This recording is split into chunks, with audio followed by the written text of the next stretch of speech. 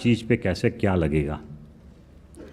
Very simple, state A, state B, state 1, state B, union territory and foreign territory, ये चार चीज़ें हैं चार कॉर्नर में, आप देखो इसको, ठीक है।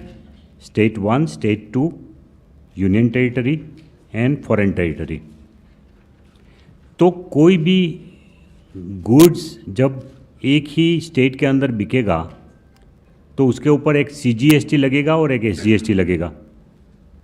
टैक्स का रेट तो एक ही डिसाइड करेगी काउंसिल।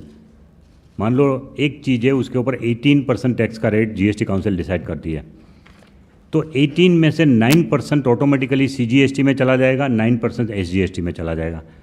अगर 28% रेट है तो 14% स्टेट को चला जाएगा, 14% सेंट्रल को चला जाएगा। सिर्फ नोमेनक्लेचर अलग इसलिए है कि उस हेड में वो जाने से स्टेट और सेंटर को अलग अलग इनकम डायरेक्ट चली जाएगी, इसलिए वो नाम अलग है। बट जो भी रेट होगा वो सिंगल GST रेट होगा। उसमें से एक पोर्शन जो कि सेंट्रल गवर्नमेंट को जाएगा उसको CGST कहलाएगा, और एक पोर्शन जो स्टेट गवर्नमेंट को जाएगा उसको SGST कहलाएगा। अगर आप एक स्टेट में से दूसरी स्टेट में अगर माल ले जा रहे हैं तो फिर आपको IGST देना पड़ेगा। What is IGST? Integrated Goods and Services Tax. It is nothing else but it is a total of CGST plus SGST. उतना ही रेट होगा। जैसे मैं suppose there is an item on which 18% rate of CGST plus SGST is there, तो 18% ही IGST होगा, उतना ही rate होगा।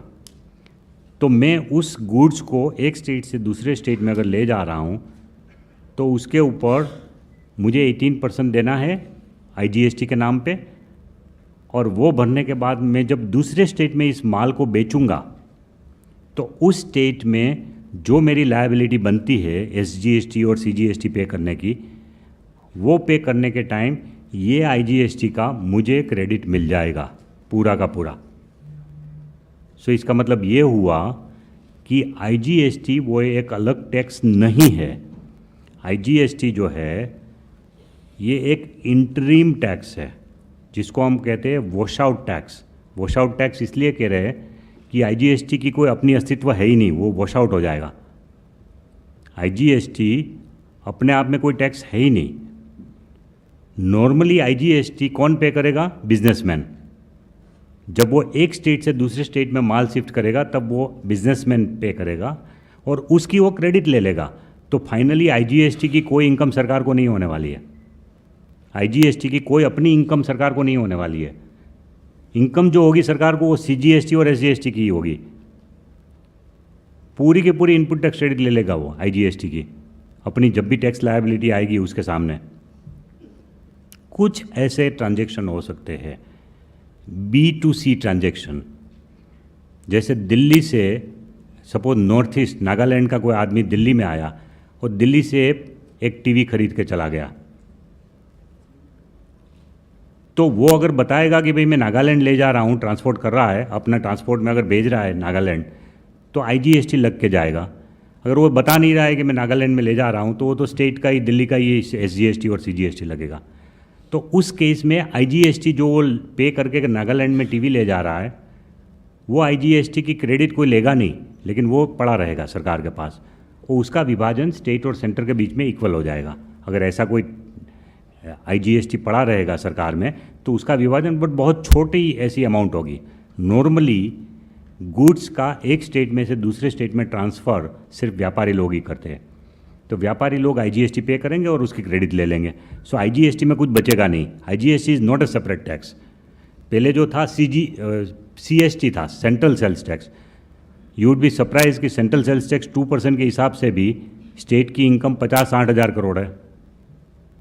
2% के हिसाब से भी CST की इनकम, वो 50-60 हज़ार करोड़ का पूरा बोझ कंज्यूमर के ऊपर जा रहा था, एडिशनल टैक्स जा रहा था CST का, सेंट्रल सेल्स टैक्स का, वो पूरा बोझ अब मिट जाएगा।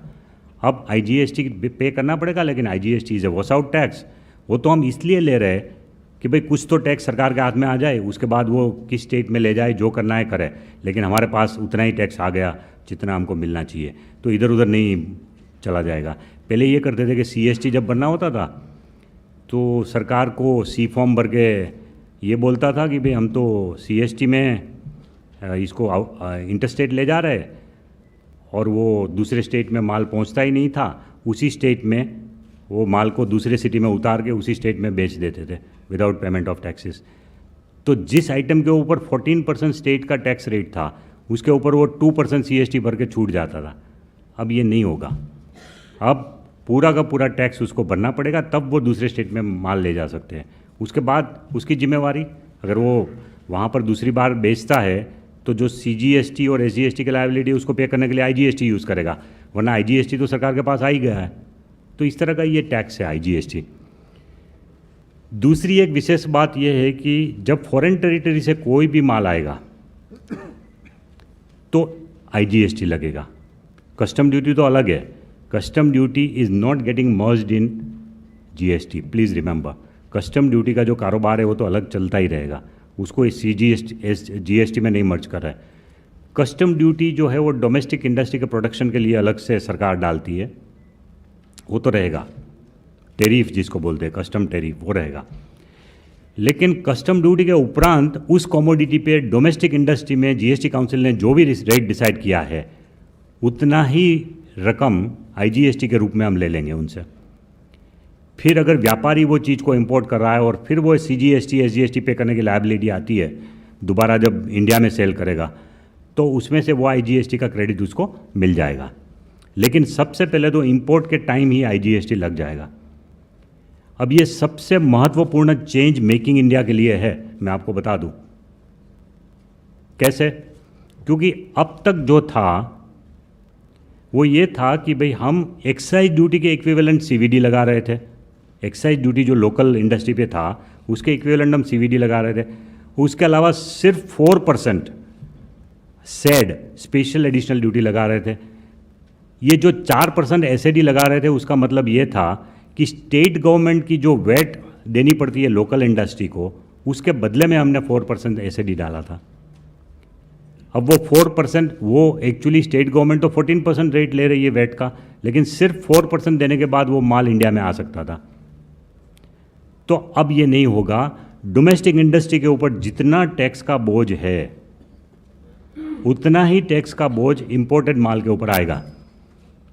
तो इससे मेक इन इंडिया को बल मिलेगा कि नहीं? बल मिलेगा। इससे मेक इन इंडिया को इससे बल मिलेगा। तो ये एक परफेक्ट सिस्टम हो जाएगी कि लोकल इंडस्ट्री जितना टैक्स पे कर रहा है उतना ही इंपोर्टेड वाले भी पे करे, ताकि दोनों के बीच में अंतर नहीं रहे। पहले ये था कि इंपोर्टेड माल सस्ता पड़ता था और डोमेस्टिक माल जो है वो उनको बेचारे को तकलीफ पड़ रही थी इंपोर्टेड के सामने टिकने के लिए।